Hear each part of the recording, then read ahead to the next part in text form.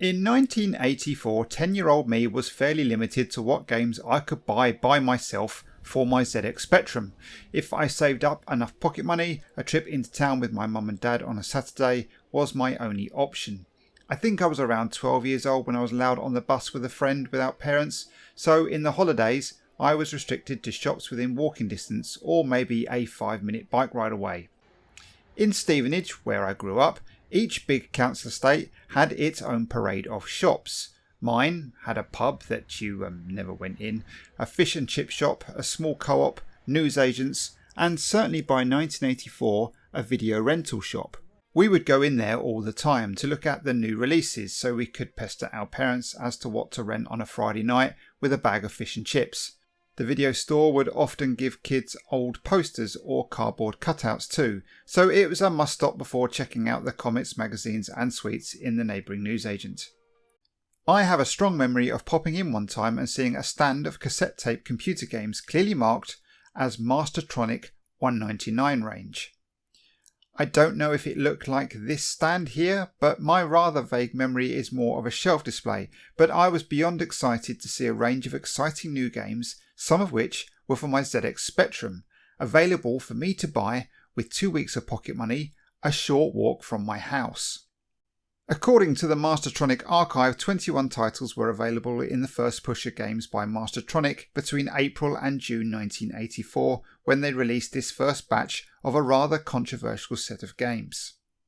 Controversial because games at this price point were simply unheard of. Ultimate Play the Game had considered lowering the prices of their games, but simply couldn't justify the small margins, so $1.99 was just plain crazy, and certainly frowned upon by Mastertronic's competitors. So if we rewind a few months, in late 1983, Mastertronic was set up very differently to other software businesses. Most were set up by programmers looking for a way to distribute their games to a wider audience, but Mastertronic was started by 4 businessmen: Frank Herman, Martin Alper, Terry Medway and Alan Sharam. They saw an opportunity to make money in a market not too dissimilar to the one they were already in.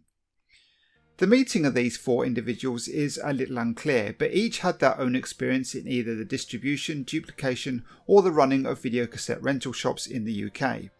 With all this knowledge and experience, it made sense to apply some of this to the ever-emerging cassette tape computer game market. After finding a space for inventory, they used existing contacts that could put the games into a network of smaller shops, newsagents, video rental stores, etc., with the idea of pushing budget games for the impulse buy whilst in these shops for something else. The first big problem was very much the reverse of other software houses. Mastertronic was a publisher and not a software house, so didn't have any games. One important source of games came from a company called Mr. Chip, which was a software house run by a chap called Doug Braisby. The games sourced from Mr. Chip sold 390,000 copies in the first 15 months of Mastertronic trading, so it was massively beneficial to them. So were those from a couple of school kids, David and Richard Darling, who would later go on to set up their own budget label, Codemasters, but started here by partnering with Mastertronic with their small label, Galactic Software. They had a certain knack for churning out games quickly for the VIC20 and C64 and saw an opportunity to make good money through royalties and a share of profits of their games on the Mastertronic label, who already had good distribution networks set up. In the same crazy first 15 months, the Darlings sold 750,000 games through Mastertronic, netting them a sum in the region of £85,000. This worked fantastically for the Darlings as a good money earner, and also an education that would later help them start up Codemasters when they finished school. The main strategy was the idea of budget software, games priced at less than £2 at a time when most good software was $5.99 or more. Within 3 years, the company was the leading supplier of game software in the UK and actually selling all over the world. But how did they do this? Well, the cassettes were manufactured and duplicated by a company Herman already knew through the video cassette market called Peakmyth. For an average run of a game, the tape duplicator could produce copies for around 25p each, but 22p to Mastertronic because of their close relationship. The inlay cards would be around 3p, The artwork could be anything up to £1,000 per game, so if you're looking at a run of say 20,000 tapes, this would work out at 5p a unit. Other distribution costs might add another 5p in total, bringing a cassette in at around 35p all in-ish.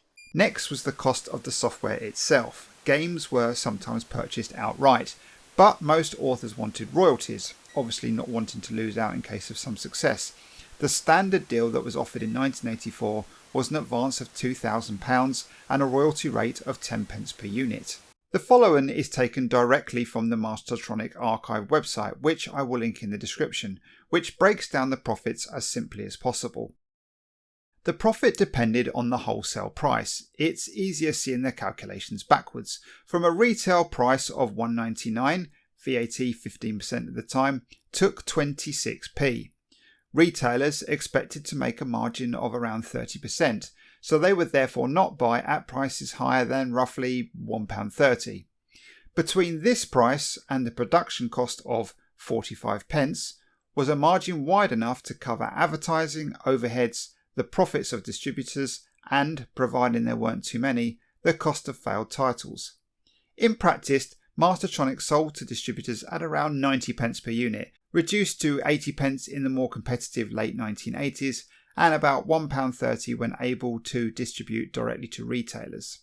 This pricing structure would generate good profits providing sales were high enough. In the fast-growing market of home micro games between 1984 and 1986, this pocket money price point was spot on at achieving that. So in that first batch of affordable to me games, there was one in particular that caught my eye because of Mark Brady's admittedly rushed but good enough for me artwork of weird terrifying red alien guys walking through what looks like lava with a creepy green backdrop. Alien Kill, which you can see me proudly holding here, was a title I could spend £2 on and by the very title alone be killing these bad guys in the time it takes me to run home and load this bad boy up. The instructions talk about a tungstidium barrier, for goodness sakes. How good is this going to be? Well, yeah, it was this good. It was always a concern when the menu screen had a cursor for entering level difficulty. The tungstidium barrier was a blue bar, and the alien was a nondescript blue thing hiding behind smiley faces and a brick wall. The whole thing had the look of something that could be typed in from a basic magazine listing. To say I was disappointed, well, that was an understatement. It was quite frankly shit. I had been drawn in by the price point and the artwork. A lack of screenshots should have been warning enough, but I took a chance and ended up at £2 feeling like I had been scammed. I mean, this didn't stop me making the same mistake on more than a few occasions. The draw of finding a gem of a game in amongst that chuff was too strong, but I always wondered what the other games on these other systems were like, let alone the Spectrum ones that I didn't take a chance on. So, here we are then, 41 years on. And I'm going to play all the other 20 games that were released with blimmin' Alien Kill, just to see if any of them were in fact better than my purchase, or just one massive steaming shelf full of dog turds for every popular system at the time. I'm going to play each port that is available and review the best one of each game. So, in this top 20 countdown, we should find the answer to: was there actually any Mastertronic games I could have bought on that fateful day on any of the home micros, if I had them, that would have actually blown my tiny 10-year-old mind and felt like I had unearthed an absolute gem of a gem chart? Oh yes, I do spoil you lot. Number 20, Bullseye, ZX Spectrum, 39,130 copies sold. Now, obviously, number 20 in this chart is not going to be that great. Actually, it's safe to say that this is an abomination on so many levels. Mr. Chip's Spectrum game called Darts was renamed to Bullseye, with spaceships on the front, which could possibly be a bigger scam than Alien Kill if you had no idea what this game was. Ooh, look, rockets bearing down on a red target in space. Cool. Nope. This was a very basic darts game instead, which sold just shy of 40,000 copies to Spectrum owning rocket fans. With a date of 1982 on the front screen, you know you are in for a shit ride. Levels are interesting. Level 1, you actually type in where the dart goes, and trying this I seem to break the game. Level 2 looks the most promising, where you actually line up the shot yourself, but this really has no bearing on where the dart goes either when you throw it. It has to redraw each time and is so slow and clunky it's barely playable. Yes, this is actually worse than Alien Kill, so maybe I should be thankful I didn't choose this instead.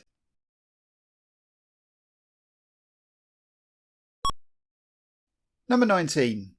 Bionic Granny, Commodore 64, 29,225 copies sold. Now, I probably don't need to say much about this one, as surely everyone knows it already. Always turns up in top 10 worst C64 game ever videos, and justifiably so. From bad grammar in the instructions to a bonkers plot involving a robot Nan hitting kids outside of school, only being thwarted by a lollipop lady with endless lollipops. It's also an endless one-screen affair that adds insult to injury by having an increasingly annoying tune play throughout. Maybe the hope was the tune would stop you playing for too long, stopping you from realising how utter shit the whole thing is. It certainly feels like the bosses at Mastertronic just accepted what the Darling Brothers gave them, without even looking at the finished content. Even at $1.99, this is a huge rip-off, and may be only useful as a new cassette to put something else on. If I had a Commodore 64 at the time, the fantastic artwork might have actually swayed me enough to buy it, and like Bullseye, I dodged a bullet here with Alien Kill being actually better.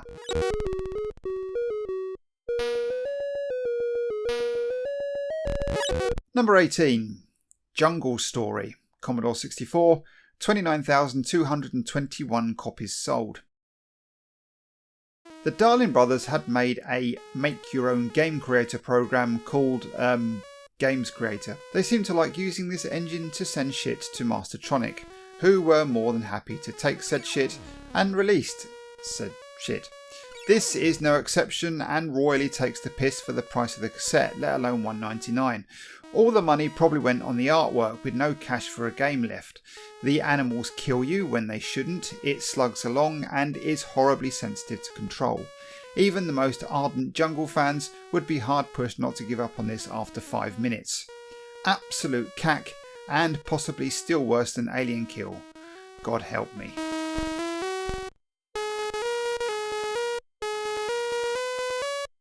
Number 17. BMX Racers, ZX Spectrum and Commodore 64. 126,854 copies sold on the Commodore 64 alone. Well, so far it seems the Darlings were quite good at releasing anything barely playable at this point. Even here a re-release was made which was only marginally better, as their game was clearly criticised so badly. Here we are then with the original utter shit version, and I'm showing both the Commodore 64 and Speccy versions as there's little to choose between them. The controls are horrid, the gameplay never ending, and the graphics uninspiring. Supposedly another Games Creator package game, and it does feel like a game made within such a thing. I would say the Commodore version is slightly better, as you don't have to line up the jumps to the millimetre like you do in the Speccy one, but that is in no way an endorsement. Another one that I feel is worse than Alien Kill, so every cloud on that, but crazily this sold 126,000 copies on the Commodore's version alone, and BMXs were big business at the time it seems, so this is scandalous.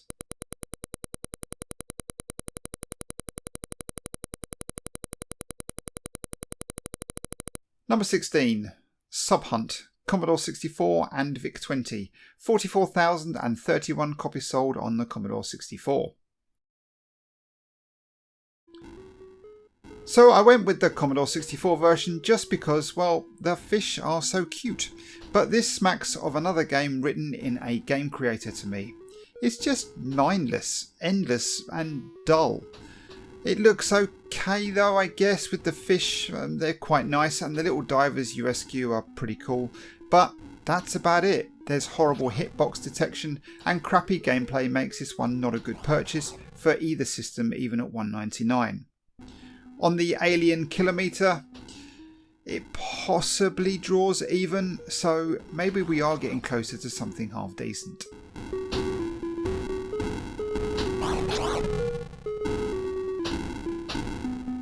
Number 15.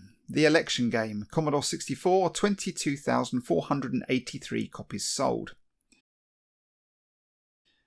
Another rebadged Mr. Chip game called Westminster, which on the Commodore 64 version available here was priced at $2.99, the cheeky buggers.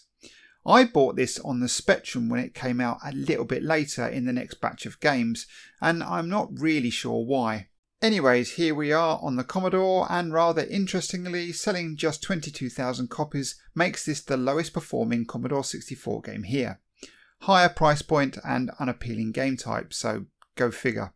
Still called Westminster when you load the rules, and very much another basic game you can break out of. There might be a smidgen amount of enjoyment out of this with a group of friends, but it's not great, and I still have no idea why I bought it. Maybe to impress my parents that I was playing an educational title perhaps?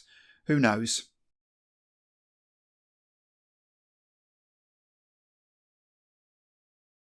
Number 14. Whodunnit? ZX Spectrum, 25,331 copies sold. So this one is a Barry Jones game, who also did the Mastertronic's Alcatraz Harry, which was an old video of mine that I was proud of at the time. And although that game had its issues, I was looking forward to this one. And yeah, it's another basic hell zone. You have to catch people in this screen here with horrible cursor controls so you can get clues to tick off your list. It all felt a bit pointless, honestly, but maybe there is a game under there somewhere if you really want to persevere with it. But I didn't, as the section where you try and catch people is so astronomically bad.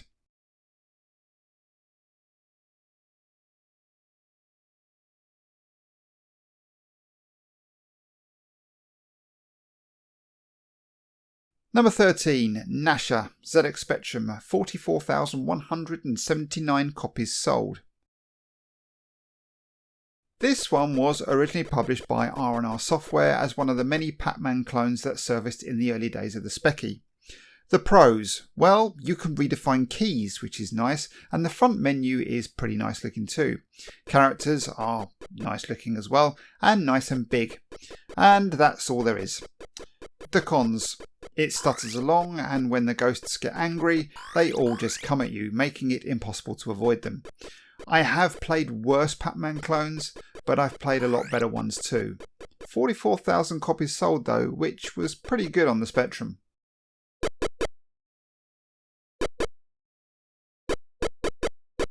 Number 12. Space Scramble, VIC20, 39,961 copies sold.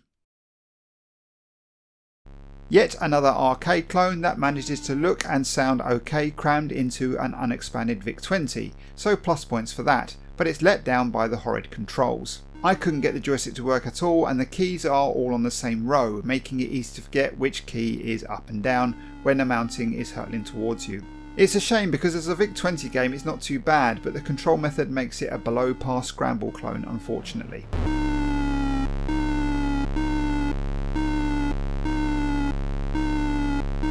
Number 11. Squirm, Commodore 64, 40,898 copies sold. More Mr. Chip goodness with Squirm, which is a Pac-Man-esque type affair where you must collect a certain amount of eggs that the worm things lay to progress through the levels. It's not great, but I guess it's worthy of its price point. It looks like it's written in BASIC, but does at least play better than Alien Kill.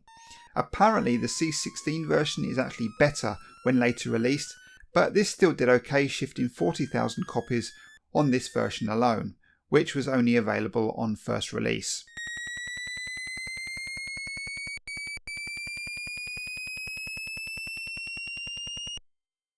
Into the top 10 then with Star Maze 2 on the BBC Micro, which was also called 3D Maze on the VIC20. 17,080 copies sold on the BBC. One of only 2 BBC Micro games to make the first batch of releases here is Star Maze 2, which as far as I can tell has nothing to do with Star Maze 1 on the same system, so maybe it was renamed to trick some people into buying it as a sequel. Who knows? It's a simple maze game, escape before your energy runs out, using left, right, forward and back, and the map for reference every now and again.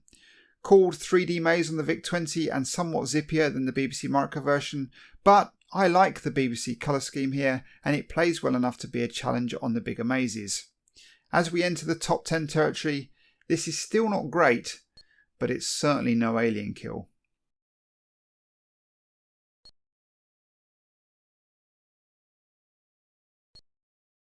Number 9.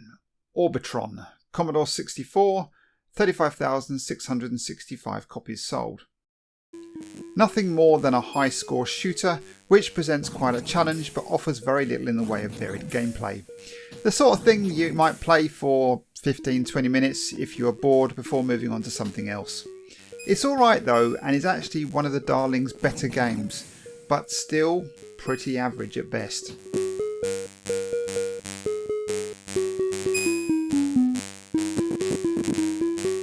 Number 8. Tank Trax, ZX Spectrum, 31,705 copies sold.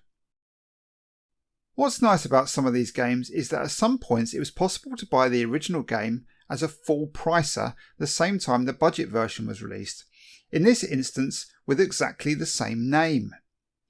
So we have Amoeba Software's turn then, with the slogan "Games that grow on you," which sounds like a nasty infection honestly, and it's another one that looks like you might have typed it in here on the Specky only version. It's actually alright though, and I quite like these get your angle right type games, and did own this at some point I think. It is better than Alien Kill and might just be worth its £2 price point, although not as exciting as the front cover suggests.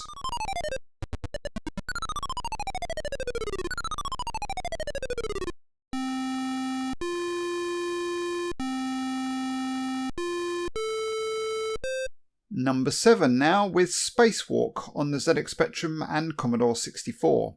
54,819 copies sold on the Commodore alone.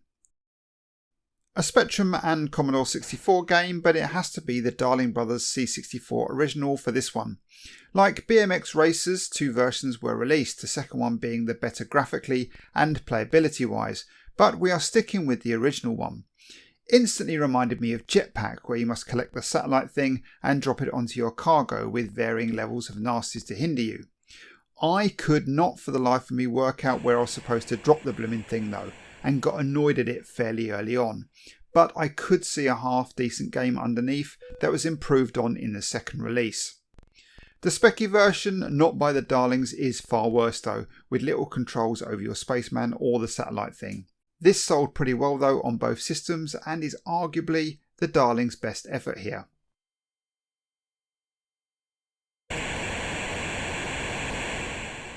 Number 6. Munch Mania, Commodore 64, 48,287 copies sold.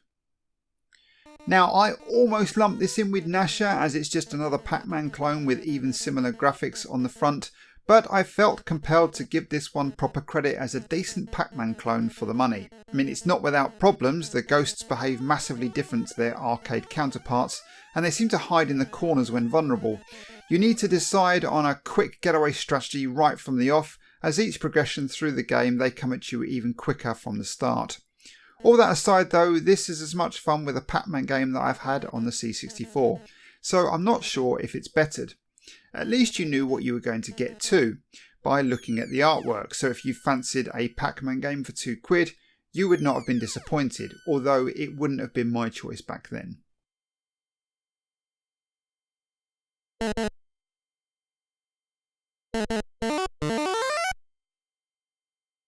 Number 5.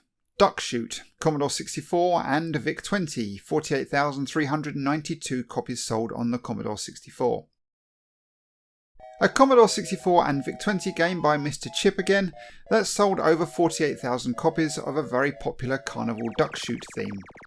I've gone for the Commodore 64 version, although the VIC21 is not bad actually, and is quite a bit easier to move through the levels. The problem is you are effectively going against running out of bullets, trying to stop the bullet bastard stealing birds from reaching the bottom of the screen, and also beating the bonus timer, which if it runs out kills you anyways. It's quite a challenge and a fair achievement if you ever get past level 1.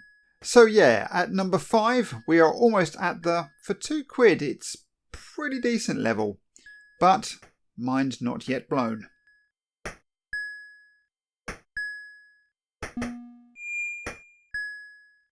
Number 4, Vegas Jackpot. Commodore 64, VIC20, Dragon, 32, BBC Micro and ZX Spectrum. 74,044 copies sold on the Commodore alone. The only game here available on every system that the first batch of games covered. The best version is definitely the Commodore 64 one, which actually is alright. Okay, it's fairly basic, but it looks okay. Remember, this was a Mr. Chip full pricer here called Jackpot, so for $1.99 it's got enough features to make it enjoyable enough. Selling nearly 75,000 copies on the Commodore alone, yeah, it's pretty decent, but my mind's not blown, but it's not half bad, this one.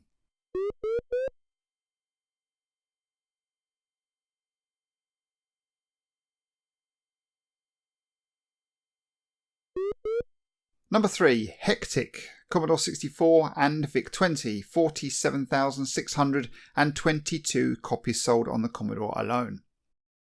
Although pretty good on the VIC20, albeit with a memory expansion, it's the Commodore 64 version that shines here as a very faithful clone of the 1980 arcade classic Space Panic. Space Panic in itself is a fairly basic looking game, so it's no wonder the C64 was more than capable of pulling off a faithful conversion that plays pretty closely to the original. The controls take a little getting used to, fire and down to create a hole and fire and up to knock the baddies through, but once you get the hang of that, it's actually okay, although a little sensitive at times. I would have been more than happy with this for £2 though, and it would have tempted me to return and try another title, that's for sure.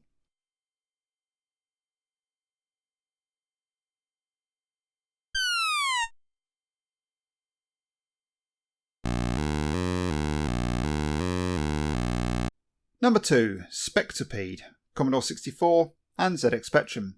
43,177 copies sold on the ZX Spectrum alone. So weirdly, a Centipede clone on the ZX Spectrum called Spectipede made it onto the Commodore 64 and was called Spectipede, which is slightly odd, but I have to include both versions here because both are blooming good ports of the game. Let's start here with the Commodore 64 version quickly, which puts its own spin on things with a more diagonal attacking centipede that seems quite hard to kill, a deflecting shield thing in the middle which means you can die from your own bullets, and there's tons of stuff going on all the time. This is great value here and very much a game I would have been more than happy with for $1.99.